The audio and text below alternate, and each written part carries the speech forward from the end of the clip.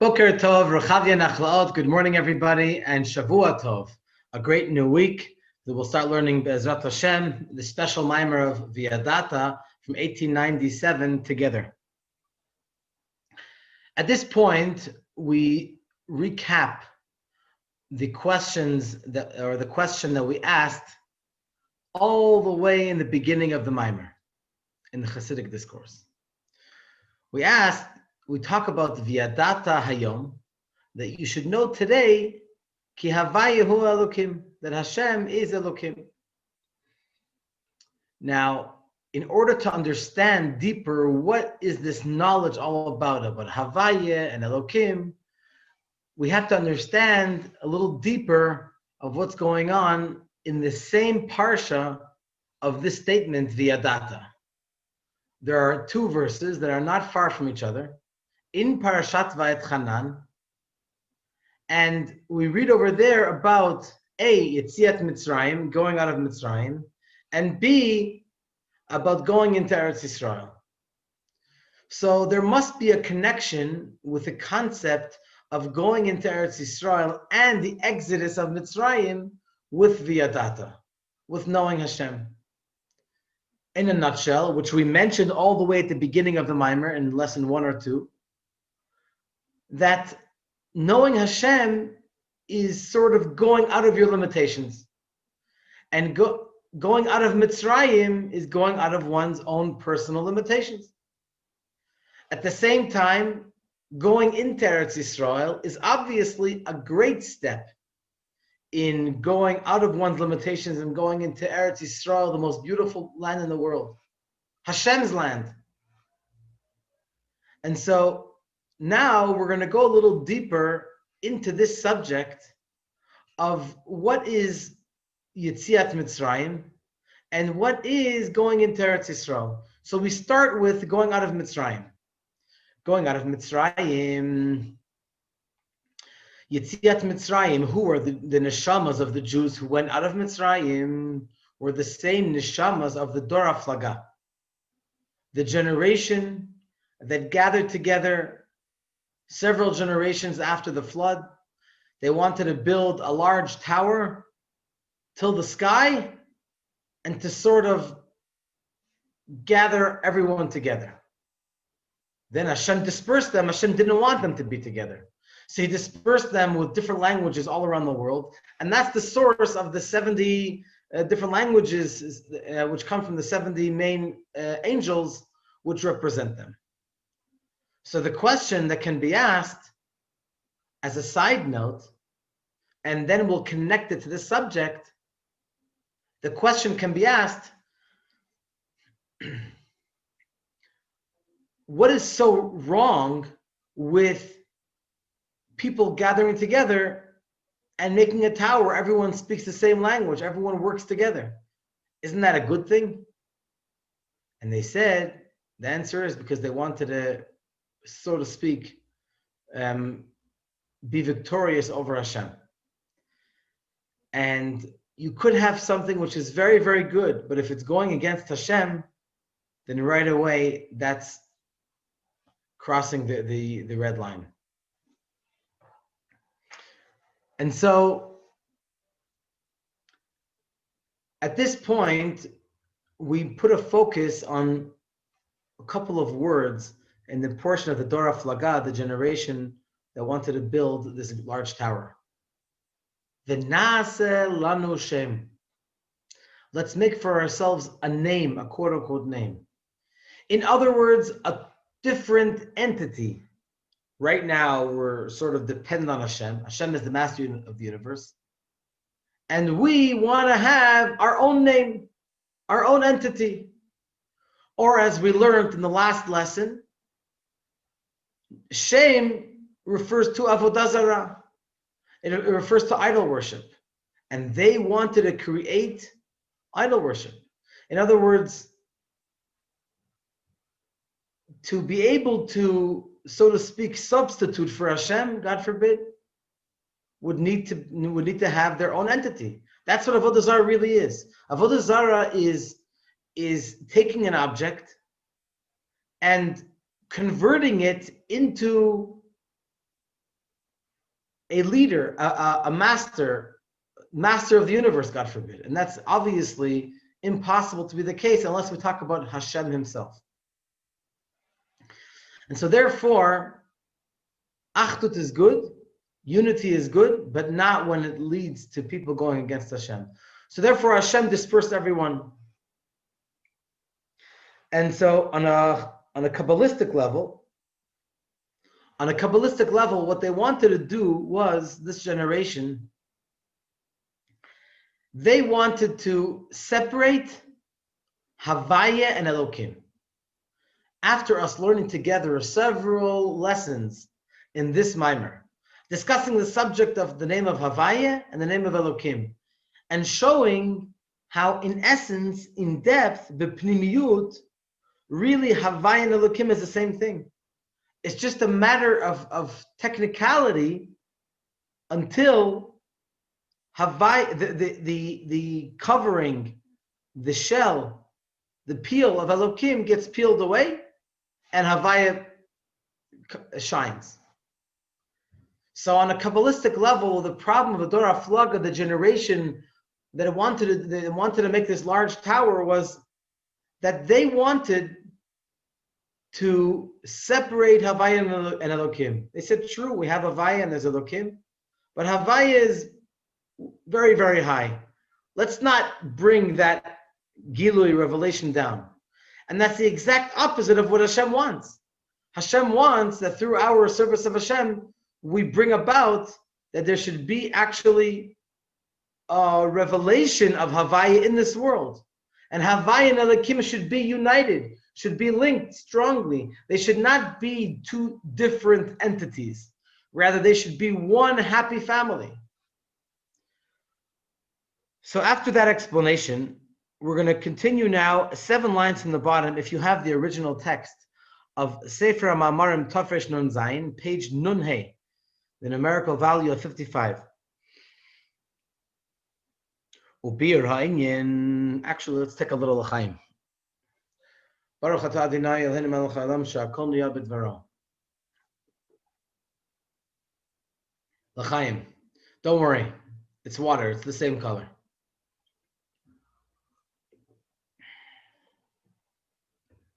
Okay. And the explanation of this subject is the Hine Nidbar La'el. We've explained earlier at great length. The Me'etzem Shem Havaya Kamoshahu, from the essence of the Tetragrammaton of Hashem, the Yud Kei Vav Kei, this holy name of Hashem, the way it is on its own, Lo Haya Efshar Lihiyot Mitziut Hayesh Mamash. There could not be literal existence. Obviously, in essence, there can be. But Hashem could do anything. Hashem could do whatever he wants.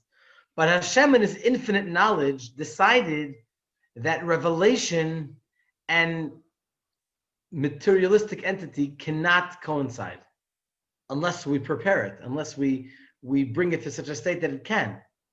But on its own, it does not. That's how Hashem decided. So therefore, if there was G-dly or Shem Havaya, if there was a revelation, Ki im haya me'ir G-dly or Shem Havaya, they would shine. The essence of Shem Havaya, Lo hayu ha'olamot yicholim lekabel. The worlds would not be able to receive. V'hainu, and that means, Shelo haya metziyut yesh mugbal. That there would not have been a limited framework, an entity of yesh, of a being at all. Ukanal b'mashal, and as is explained earlier in the mashal, the hashpat hasechel, we talked about when the teacher gives over a concept. She'im haya harav megala etzem sichlo, if the teacher would reveal the essence of his intellect, of this thought, kamoshu, as it is on its own, lo hayam kabel yachol kabel, the receiver, the student, would not be able to receive. Shahayu mitbalbalim chushayam kabel gamri, because then the talents, the power of receiving of the student would not be able to receive. It would almost be, he would be overwhelmed by all of the great inspiration. So too is an example of up above. When it would light, the essence of the name of Havaya, lo hayu ha'olamot b'bechinat mitziot yesh, the worlds would not be in an entity of being, as it says in the great Kabbalistic Sefer of Rav Chaim Vital, what's called Eitz Chaim, from the teachings of the Holy Arizal, the Mitchila in the beginning, Kishahaya or Elyon Pashut, Mimalet HaMetziut, when there was a simple light, an elevated light, which, so to speak, filled the entire being, Lo haya makom lamidat olamot. There was no space for worlds. There was so much light. There was almost no way that there would be able to be worlds. I have to mention that, as I said earlier, that it could have happened. There could have been worlds, because Hashem could do anything. There is nothing that's impossible for Hashem.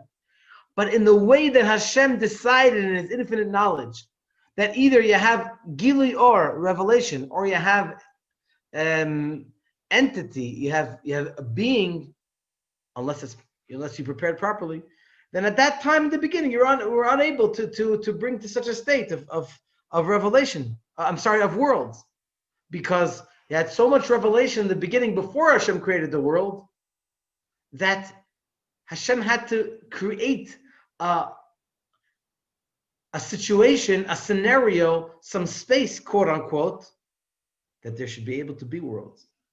VeYadaata, and it's known. Pirush v'lo haya makom. What does it mean? And there was no space. It means to say, shelo haya efshar liyot mitziut ha'olamot. There wouldn't be able to be the being, the existence of worlds, mehagili or elyon pashut kemo shehu, from the elevated situation of this great light, the way it was on its own. Ki'im, only al yidei shem elokim dafka.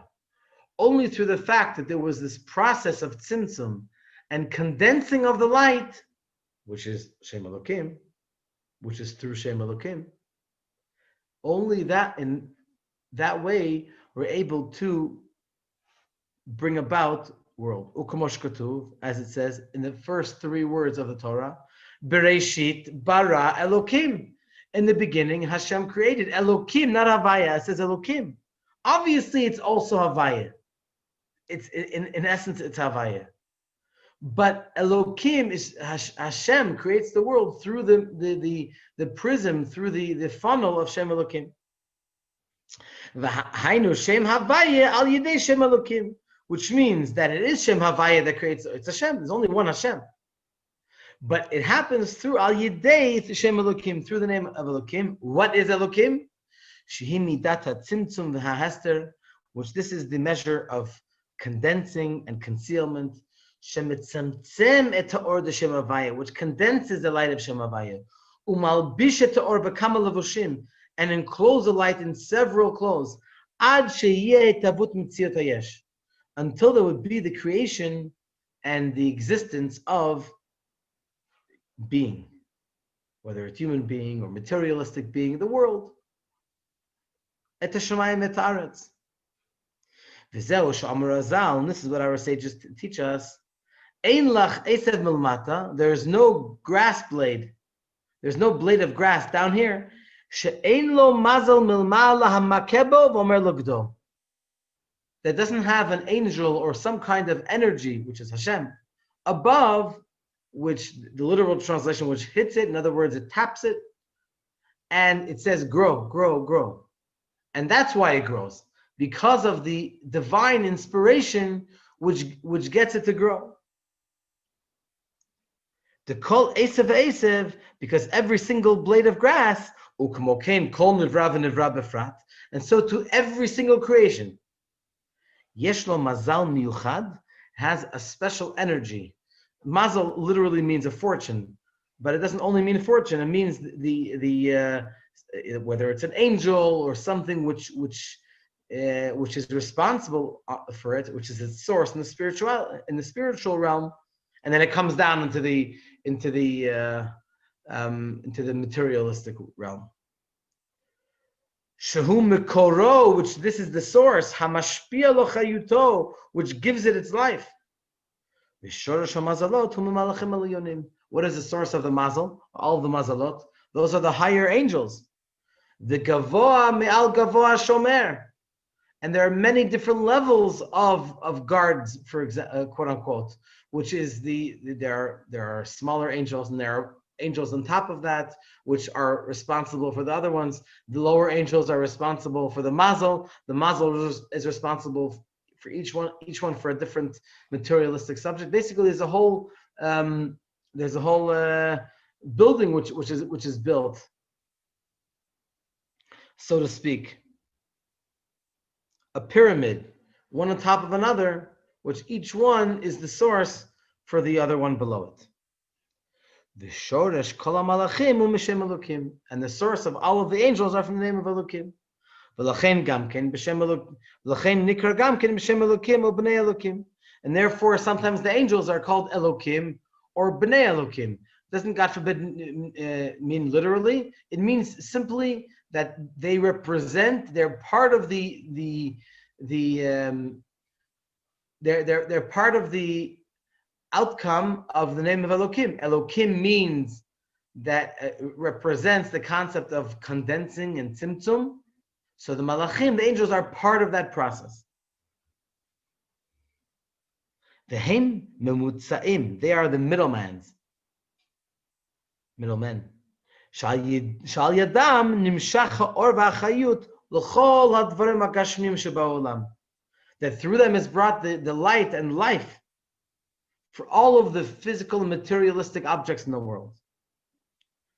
The idea is, the explanation is, according to what we explained earlier, the hitavut hagashmi, that creating of the physical world, hu al yedei tzimtzum v'helim ha'ordavka, is through condensing and the covering over of the light, dahainu, which that means hitlabshuto b'levushim ve'alamot, in clothing itself into different garments and concealments. V'lachen, and therefore, al yidei she'over al yidei hamamutzaim d'memalachim u'mazalot, through the fact that the light goes through the medium of angels and different mazalot, fortunes, mitma'et ha'or, the light becomes condensed, ad sheyeh metziut yesh gashmi, until the physical beings can be created from that.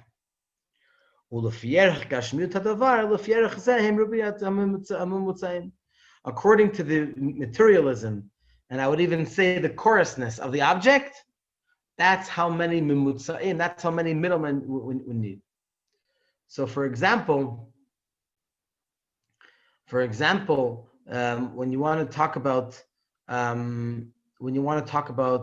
a train going from one place to the other place,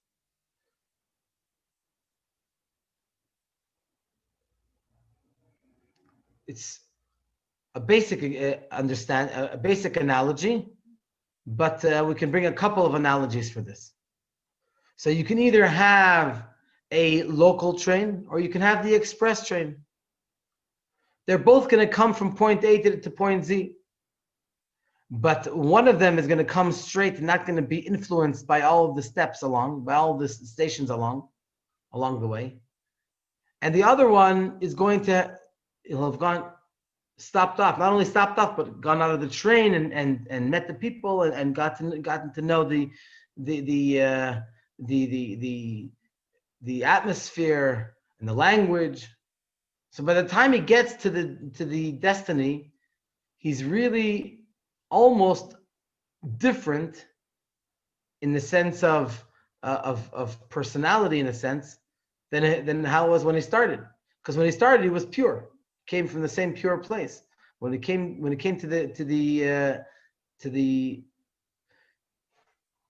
goal, to the final stop, so he's already either different or smarter or has taken on different qualities from the different people who he's met. It could even be different for long periods of time.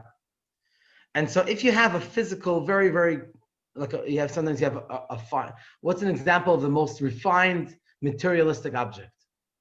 Fire. Fire is physical, but it's very very spiritual. You can put your finger and you probably won't even feel that it's in fire, except for the heat. That's something else.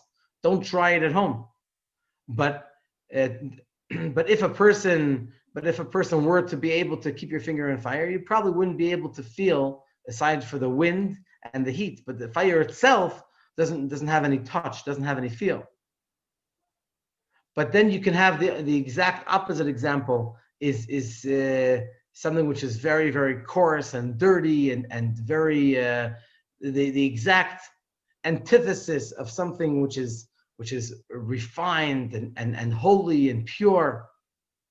And so in order to create something which is much more materialistic and coarse, let alone anything in between, then you need to have many more levels of condensing and coverings and concealments in order to cover the light, and that something materialistic and coarse should be able to be created. And so the lower level the materialistic object is, the more tzimtzum there had to be in order to create it.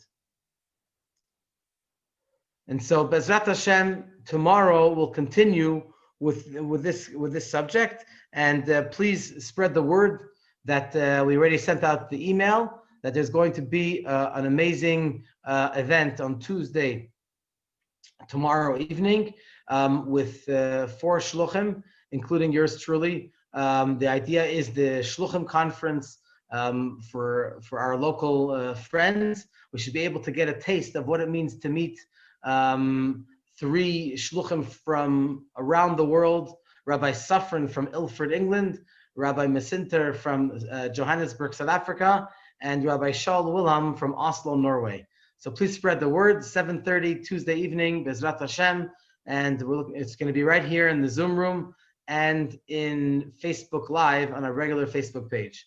Thank you, Raya and Mordechai. Have a great day and a Shavua Tov to everyone. Be well.